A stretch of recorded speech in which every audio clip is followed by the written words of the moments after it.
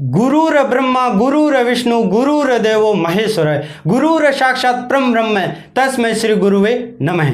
जी हाँ दोस्तों, इस श्लोक में गुरु का महत्व बताया गया है। हमारे व्यक्तिगत जीवन में गुरु की क्या महत्ता है, गुरु क्यों होना आवश्यक है, इस श्लोक में बताया गया है। यानी गुरु की जिंदगी में क्या आवश्यकता होती है हमारी व्यक्तिगत।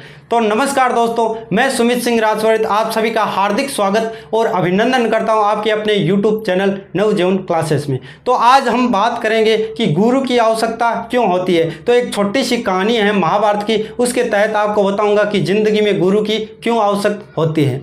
ये एक महाभारत की एक अनोखी छोटी सी कहानी है जो शुरुआत होती है कि जब कुरुक्षेत्र में जब युद्ध हो रहा था, महासंग्राम हो रहा था, उस समय की ये घटना है।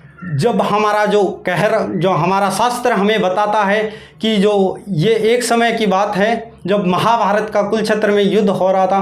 तो ये उस समय की घटना है कि जिस समय अर्जुन और कर्ण दो धनुधारी, जो दुनिया के बेस्ट धनुधारी थे, जो अव्वल थे धनुधारी में, वो दोनों आमने सामने।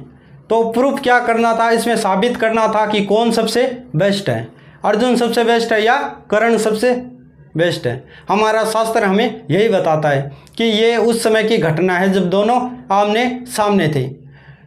तो हमारा शास्त्र हमको ये बताता है कि कर्ण ने जब तीर चलाया तो जो तीर अर्जुन के रथ को लगा तो अर्जुन का रथ क्या हुआ, 3 कदम पीछे चला गया, यानी जो 3 फीट है वो पीछे चला गया।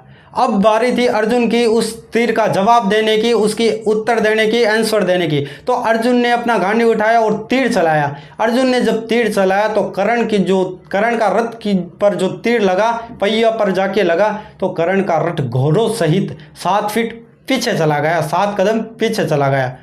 तो भगवान श्री कृष्ण से अर्जुन कहने लगे कि साबित करने वाली तो कोई बात ही नहीं रही है, आपने जो देख रहे हो आंखों से। कर्ण ने तीर चलाया तो हमारा रथ 3 कदम पीछे चला गया, लेकिन मैंने जो चलाया तीर उससे 7 फीट पीछे चला गया उसका रथ।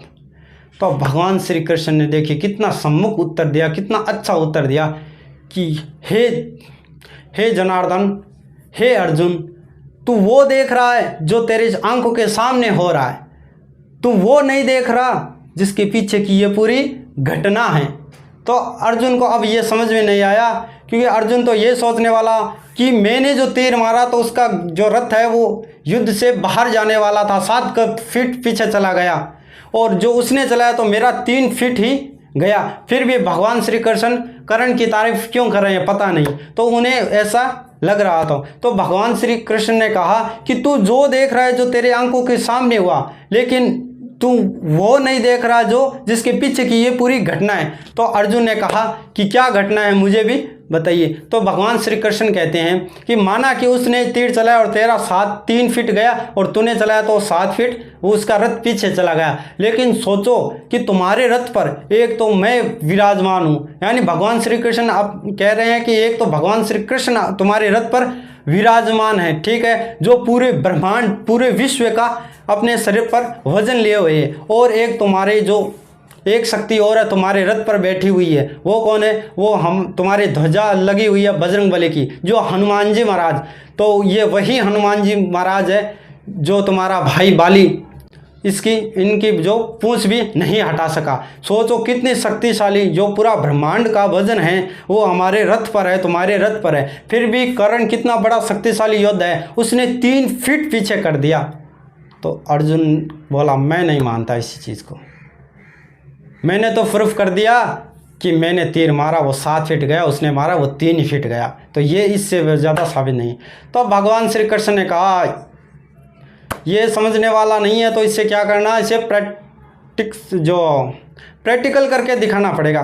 तो भगवान श्री कृष्ण ने निवेदन किया कि बजरंगबली को कि हे हनुमान जी महाराज, आप अपने ध्वजा से हट जाइए, और जो अपना पूरे विश्व और ब्रह्मांड का जो वजन था तो वार विहीन कर दिया, जो वजन था वो विहीन कर दिया, वजन को अदृश्य कर दिया, वजन को हटा दिया।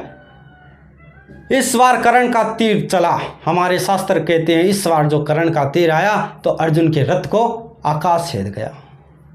इसलिए कहते हैं इस बार जो रथ जो तीर आया, कर्ण का तीर आया, अर्जुन के रथ के पहिया को लगा और अर्जुन का जो रथ था वो आकाश को छेद गया। तब भगवान श्री कृष्ण कहते हैं कि हे अर्जुन, इसीलिए गुरु की आवश्यकता होती है जिंदगी में, जीवन में, इसीलिए गुरु बनाना चाहिए जो आपको सिखा सके।